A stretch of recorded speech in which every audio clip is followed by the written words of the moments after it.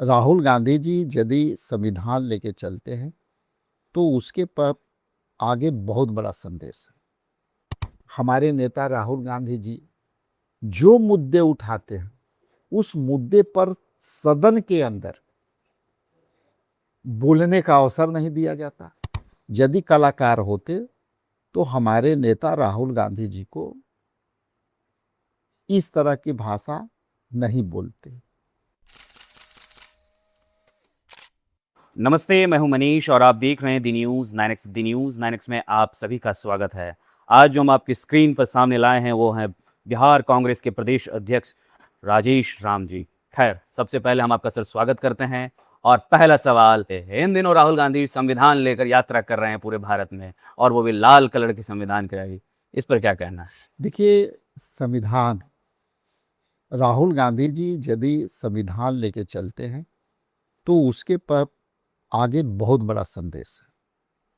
पहला संदेश तो ये है कि बीजेपी जिस तरह से संविधान को खत्म करने का जो अभियान चलाया है, उसको यदि संविधान को बचाना है तो ये संदेश स्पष्ट राहुल गांधी जी दे रहे हैं। आप सवाल कर सकते हैं कि भाई संविधान कैसे नहीं बच रहा है। बिल्कुल। तो ये संविधान इसलिए ऐसे नहीं बच रहा है कि लोकतंत्र में संविधान ने मौका दिया जनप्रतिनिधियों को चुनने का, और वो जनप्रतिनिधि जब चुन के जाते हैं तो सत्ता पक्ष होते हैं और विपक्ष होते हैं। लेकिन बीजेपी की सरकार जब से आई है वो सारी एजेंसियों को कंट्रोल कर रही है जो संवैधानिक एजेंसियां हैं। इसके बाद हमारे नेता राहुल गांधी जी जो मुद्दे उठाते हैं उस मुद्दे पर सदन के अंदर बोलने का अवसर नहीं दिया जाता। जब वो सच्चाई के सामने पार्लियामेंट में जब वो बोलते हैं तो उनकी माइक का स्पंज कर दी जाती है। इसके बाद उनके वक्तव्य नियमावली के हवाला दे करके जो है प्रोसीडिंग में आने से स्पीकर मना कर देते हैं। तो जो संविधान ने विपक्ष और पक्ष का अधिकार दिया और वही अपने लोकसभा में नहीं बोल देने दे रहे हो, लोकसभा में उस मुद्दे को हमारे नेता राहुल गांधी जी को नहीं बोलने दे रहे हो, तो यह स्पष्ट है कि संविधान खत्म हो रही। दूसरी बात कि संविधान ले करके राहुल गांधी जी को चलना इसलिए महत्वपूर्ण है कि उसी संविधान ने सामाजिक न्याय के अधिकार दिया, और सामाजिक न्याय के अधिकार में मौलिक अधिकार भी आते हैं। और मौलिक अधिकार में आर्टिकल 15(5) उसमें प्राइवेट सेक्टर में भी आरक्षण का प्रावधान है, खास करके एजुकेशनल संस्थानों में। तो आज उसका भी हनन हो रहा है। कई बार लोकसभा में बिना विमर्श के बिल पास किए जा रहे हैं। संविधान इसलिए खतरे में। आप रात में विधेयक लाते हो और जब उसका विरोध किए जाते हैं तो आप सांसद को सबको जो है सस्पेंड कर देते हो। राष्ट्रपति से रात में आप साइन करा करके उस विधेयक को पारित कर रहे हो। आप शायद समझ रहे होंगे मेरा इशारा कि किसान विधेयक बिल के जो हुए थे। इसके बाद महिला आरक्षण बिल के नाम पर जो 2023 में महिला आरक्षण बिल पारित हो चुका है, राहुल गांधी जी और सोनिया जी के ड्रीम प्रोजेक्ट थे, वो पारित हो चुका। और आज परिसीमन में, लोकसभा के परिसीमन के नाम पर कि हम तभी दे पाएंगे महिला आरक्षण बिल, हम तभी आरक्षण 33% देंगे जब हम डिमोलेशन कर करके और हम सीट बढ़ाएंगे। साहब, कौन रोका है आपको? 2023 में जो बिल पारित हो गई और उसको आपने जो है रोक के रखा है और उसको लागू नहीं कर रहा है, तो इसका मतलब संविधान खतरे में है। इसलिए हमारे नेता राहुल गांधी जी संविधान की प्रतियां लेकर के लोगों को आगाह कर रहे हैं कि बीजेपी आरएसएस के एजेंडे पर काम करती है और इससे देश का नुकसान हो रहा है, लोगों का अधिकार छीने जा रहे हैं। खास करके एसटी एससी ओबीसी के जो आरक्षण नीति है उसका कोई इम्प्लीमेंटेशन नहीं हुए। प्राइवेट सेक्टर में हमारा एसटी एससी ओबीसी का कोई आरक्षण नहीं है, वो सब खत्म हो रहे हैं। तो इसलिए संविधान बहुत महत्वपूर्ण चीज़ है। संविधान ही जनता का अधिकार दिया है और आज उसी अधिकार को इलेक्शन कमीशन को आप दुरुपयोग करके एसआईआर के माध्यम से आप जो है गलत तरीके से सरकार चुन दे रहे हैं, इसीलिए संविधान खतरे में। सर एक सवाल है, मनोज तिवारी एक सांसद हैं और उन्होंने एक शब्द राहुल गांधी के प्रति एक इंटरव्यू में प्रयोग किया है। वो शब्द मैं नहीं बोल सकता हूँ क्योंकि वो आपत्तिजनक है। उन शब्द पर आपका क्या कहना? देखिए, जिसको खुद शब्द का ज्ञान ना हो वो कुछ भी बोल सकता है। एक गायक पूरे देश के लिए सम्मानजनक होता है क्योंकि यह संस्कृति से होता है। और मैंने जो कहा कि जिनको खुद शब्द का ज्ञान नहीं हो वो अशब्द बोलने में उनको पता ही नहीं होता है कि कौन शब्द का अर्थ क्या है। जो व्यक्ति, इसलिए मैं ये बात बोल रहा कि जो व्यक्ति दूसरे के लिखे हुए स्क्रिप्ट पर, दूसरे के लिखे हुए पटकथा पर गाना गाता है उसको शब्द का ज्ञान कैसे होगा? उसको तो स्क्रिप्ट लिख करके मिल जाता है, पढ़ दिया, उसी को गाना के रूपरेखा दे दिया। वो कलाकार को मैं इज्जत करता हूँ, बहुत सम्मानजनक कलाकार है, लेकिन वो कलाकार के हैसियत से बाहर हो गए। तो रिंकिया के पापा को मंत्री बनने का अवसर नहीं मिला तो रिंकिया के पापा राहुल गांधी जी के शब्द बोल करके वो आगे आना चाहता है, मंत्री बनना चाहता है। और राहुल गांधी जी ऐसे व्यक्ति हैं कि जो उनको अपमानित करता है, उनके राहुल गांधी के आलोचना किए बगैर उनकी राजनीतिक भविष्य खतरे में है। इसलिए जिनकी बीजेपी में राजनीतिक भविष्य खतरे में है वो राहुल गांधी जी को टारगेट करते हैं। आप स्मृति ईरानी को ले सकते हैं उदाहरण, इससे बड़ा उदाहरण क्या हो सकता है?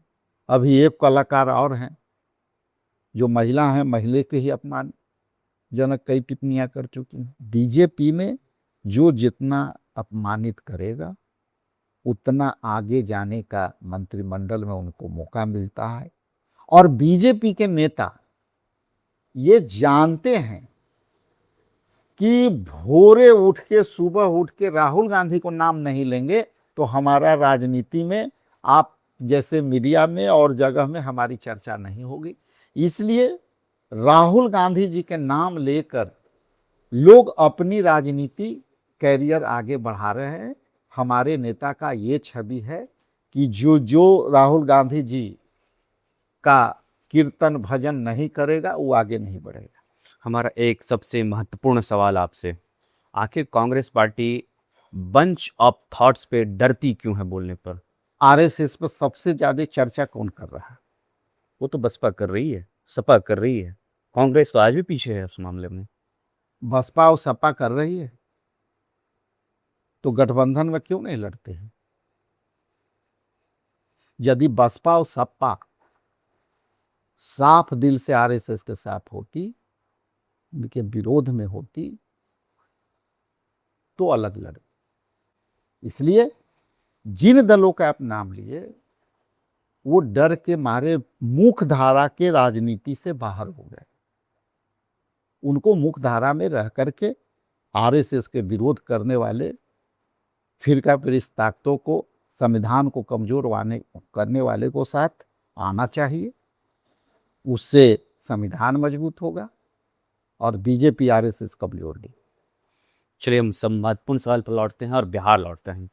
बिहार में राष्ट्रीय जनता दल के साथ आपका सर अलायंस था और इन दिनों राबड़ी देवी का चर्चे चल रहे हैं और सम्राट चौधरी एक समय में राष्ट्रीय जनता दल से रास्ता को इख्तियार करते हुए भाजपा की ओर गया। तो इन परिस्थितियों में सर क्या देखते हैं? प्रोडक्ट तैयार आप लोग करते हैं, प्रोडक्ट ले जाते हैं कोई और, मुख्यमंत्री कोई और बनाते हैं, परिस्थितियां वही देख रहे हैं, शुभेंदु अधिकारी, हेमंत विश्व शर्मा और यहाँ पर बिहार में सम्राट चौधरी जी। आपने बड़ा अच्छा शब्द चयन किया है। प्रोडक्ट तैयार आप लोग? प्रोडक्ट तो हम लोग तैयार करते हैं, चूंकि राजनीति का फैक्ट्री और कांग्रेस पार्टी 1885 स्थापना हुई और सारे लोग हम लोग जब इसमें आए तो आंदोलन किए। बिल्कुल। उसमें हजारों हजार नए कांग्रेस के राजनीति फैक्ट्री में बड़े बड़े धुरंधर नेता पैदा हुए। अब उससे पैदा होते जो है नेहरू जी के नेतृत्व में पूरी सरकार चली, आपको इंदिरा जी के नेतृत्व में पूरी सरकार चली। हमने पूरे देश ही नहीं पूरे विश्व में हमने अपना संबंध स्थापित किया, लोगों से जुड़े। एक सुई नहीं बनता था भाई साहब। और हमारे कांग्रेस पार्टी ने राजनीति फैक्ट्री में इतनी नेता दूरदृष्टि के पैदा किए कि वो प्रोडक्ट अब बीजेपी के पास नहीं है, और वो प्रोडक्ट बिना बीजेपी सत्ता में सरकार नहीं ला सकती। जितने भी आप नाम लिए अभी के डेट में दर्जनों हैं मुख्यधारा में कांग्रेस के फैक्ट्री से निकले हुए हमारे नेतागण। अब स्थिति ये है कि इनके पास सत्ता चलाने का इल्म है नहीं, तो हमारे फैक्ट्री में जो राजनीतिक फैक्ट्री में जो लीडर पैदा हुए उनको सत्ता चलाने के लिए अपने अपने राज्य में, जिसका आप तत्काल उदाहरण है बंगाल में, उसके बाद आप असम में कई केंद्रीय मंत्री बने हुए हैं। तो उनको यदि सही से सत्ता चलाना है तो हमारे प्रोडक्ट को जो कांग्रेस के राजनीतिक फैक्ट्री में जो प्रोडक्ट पैदा होते हैं वो प्रोडक्ट उनको लेने पड़ेंगे। भले वो कहते हों बीजेपी के कि मित्रों भारत में हम कांग्रेस मुक्त भारत कर देंगे, लेकिन अब तो धीरे धीरे कांग्रेस युक्त हो गया बीजेपी। ये लोग खानदानवाद पर टारगेट करते हैं, परिवारवाद के करते हैं। अब परिवारवाद की परिभाषा भी चेंज हो गई, और परिभाषा कैसे हुआ कि एक कड़ी और बढ़ गई। वो कैसे? वो कड़ी पहले ऐसा था कि आप राजनीति करने वाले हो तो आप अपने पुत्र तक सीमित रखते थे, लेकिन भाजपा में बिहार के अंदर उदाहरण है और कई ऐसे उदाहरण हैं कि अब परिवारवाद का जो कड़ी है वो अपग्रेड किया है लोगों ने। बेटा से अब बढ़ा पुत्री तक, पुत्री से बढ़ा नाती तक। परिवारवाद का जो परिभाषा है जो हम पर लगते थे, आज ये लोगों ने जो है शतक लगा दिया है परिवार के वाद का विस्तार करके।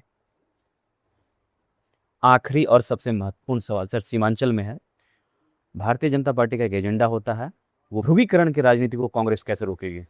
देखिए, भाजपा का ध्रुवीकरण का आप सवाल करते हैं, अब लोग समझने लगे। जो व्यक्ति प्रधानमंत्री सबके खाते में 15 लाख डालने के बात किए थे, प्रधानमंत्री ने प्रत्येक साल 2 करोड़ नौकरियां देने के बात करते थे, प्रत्येक साल या प्रत्येक मंथ था। इसके बाद प्रधानमंत्री ने कहा था कि हम देश की अर्थव्यवस्था को ट्रिलियन इकोनॉमी बनाएंगे। और आज आपको तेल लेने के लिए, डीजल पेट्रोल लेने के लिए आपको ट्रंप से निवेदन करना पड़ रहा, अर्जी लगाना पड़ रहा। तो देखिए, ये जो ध्रुवीकरण का राजनीति है ना, अब धीरे धीरे लोग को समझ में आने लगा। अब देखिए, दो चीज है खास करके सीमांचल में। सीमांचल में एक स्लीपर सेल पार्टी है, वो है MIM, और इनकी जो भावना है किसी न किसी तरह से आहत करके लोगों को बांट देना, दो धर्मों में लड़वा देना, तीसरे धर्मों पर हमला कर देना। तो अब ये धीरे धीरे जनता समझ गई है, और ये ध्रुवीकरण का एक ही उपाय है कि जनता को सजग होकर के उन विचारों के साथ आगे बढ़ना चाहिए जो संविधान ने हमें मौका दिया, और नहीं तो फूट करो राज करो वाला नीति इन लोग को शुरू से रहा है, जिसकी न कोई एजेंडा है, ना रोजगार का एजेंडा है, ना व्यवसाय का एजेंडा है। ये सब सारी बातें नहीं। बहुत बहुत शुक्रिया। हमारे साथ बिहार प्रदेश कांग्रेस के अध्यक्ष राजेश